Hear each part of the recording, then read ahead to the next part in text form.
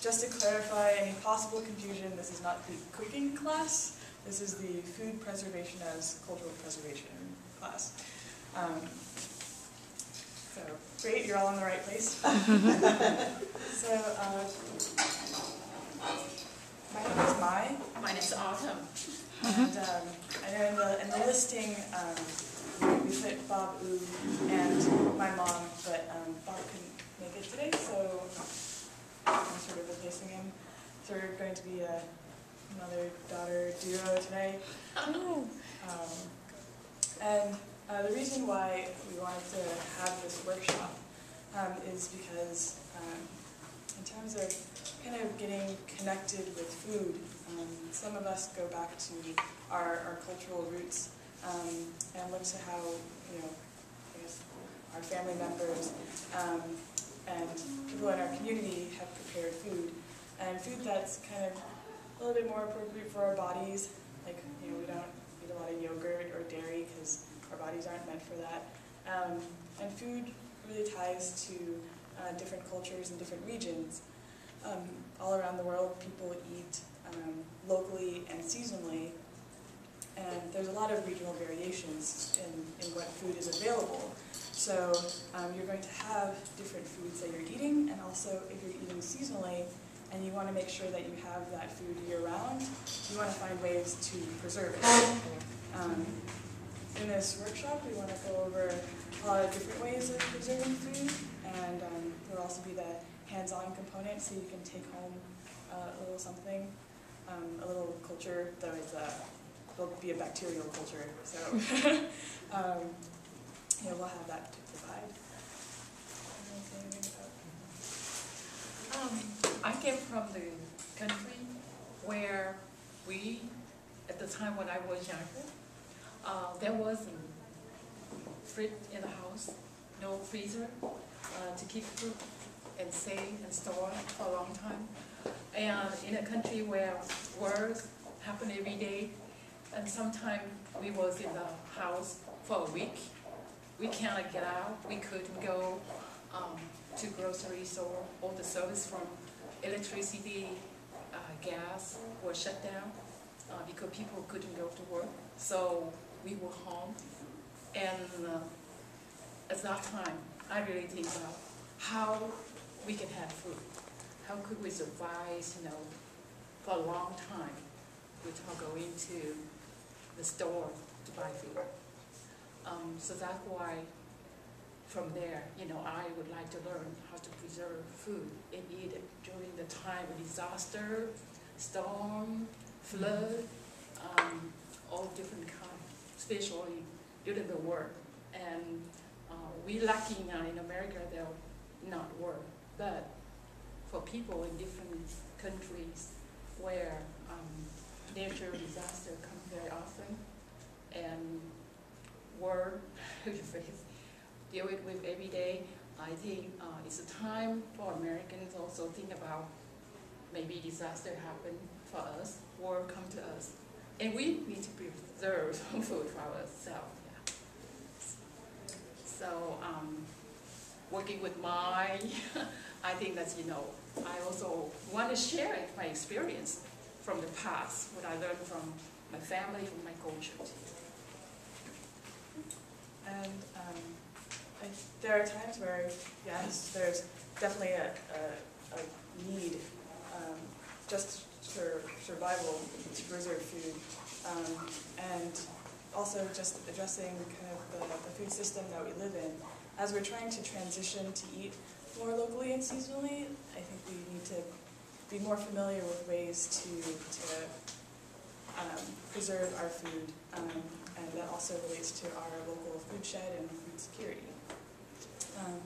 And tying back to culture, and most recently my mom and I made this batch of kimchi earlier this week, and she was telling me about when she first learned how to make it, and that was in 1975 during the war, and her sister showed her how to make that. And for me, getting that story behind how she learned how to make it gives me perspective in terms of like how this kind of food isn't just about sustenance, but also kind of like a history. So the first, hey, to new people, does anyone need it? Actually, does anyone bring extra jars? I brought a jar, but yeah. So we'll get to the jarring a bit later. But yes, for the first method of food preservation that I learned and would like to talk about is drying, because it's really easy, and you just need something like this or a colander.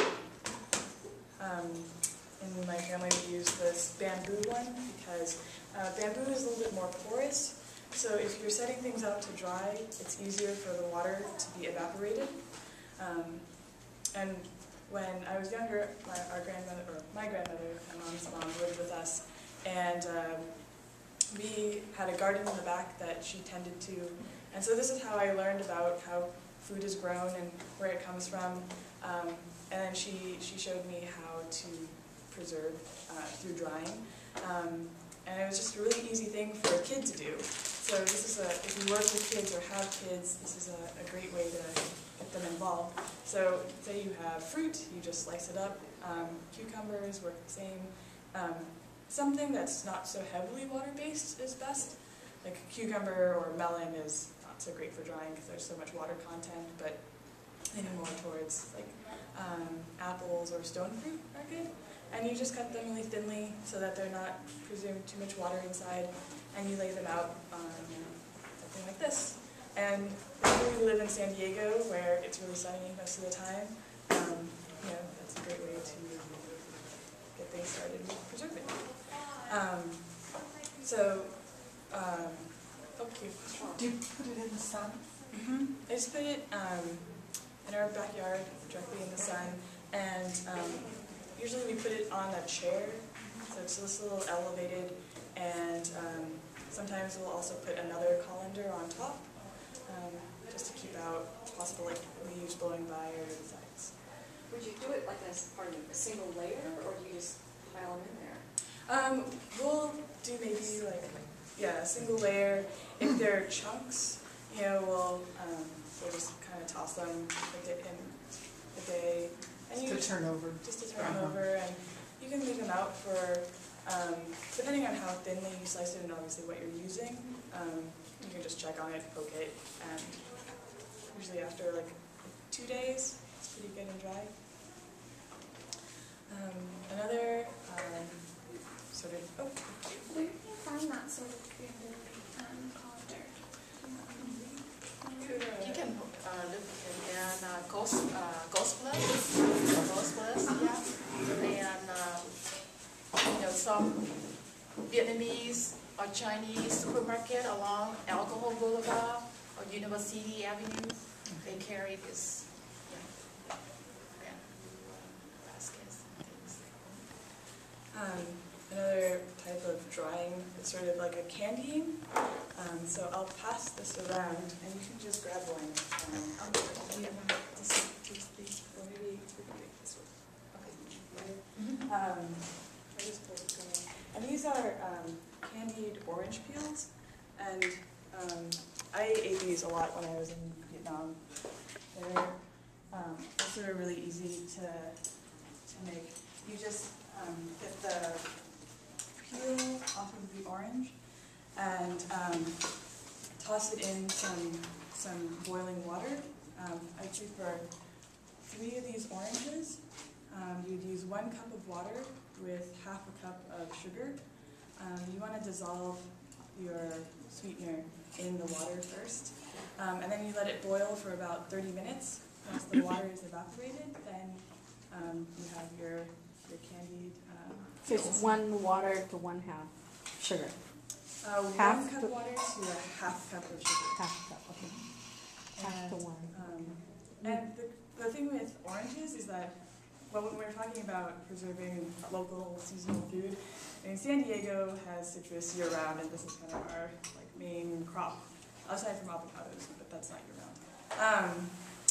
And so finding ways to preserve oranges is great. So you can do you can make jam out of it. This is actually a peach jam, but with jam, it's a really similar